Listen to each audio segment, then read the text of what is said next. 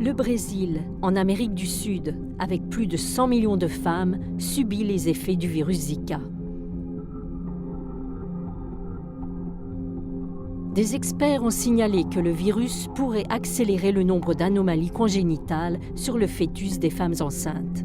Hoje nós temos evidências suficientes para afirmar de que o Zika causa essas malformações congênitas, incluindo a microcefalia. Questões ainda em aberto, né? Qual é o peso desse tipo de causa na manifestação do número de casos de microcefalia que nós estamos tendo.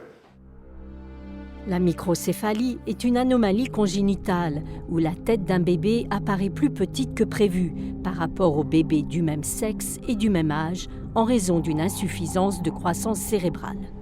Hélène Albuquerque, une physiothérapeute, ne prend aucun risque. Enceinte pour la première fois, Hélène a remarqué pendant 2 jours des taches rouges sur son corps. Inquiète pour son futur bébé, Hélène est allée aussitôt consulter son médecin sur le Zika.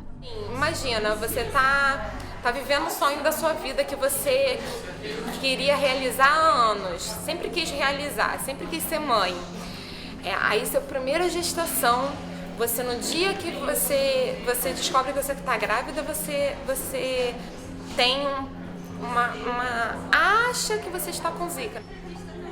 Heureusement, après 1 mois et plusieurs tests sanguins, les résultats d'Hélène ne présentaient aucune trace du virus. Si le test d'Hélène avait été positif, l'avortement aurait pu être une option pour éviter des difficultés pour l'enfant qui aurait pu être né avec un handicap sérieux.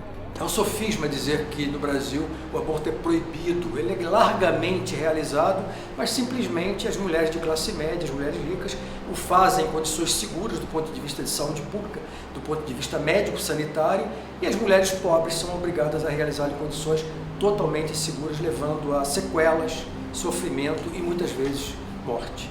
L'Organisation mondiale de la santé, l'OMS, confirme que le virus Zika, transmis par le moustique Aedes aegypti, provoque des lésions du système nerveux chez les adultes et les enfants à naître.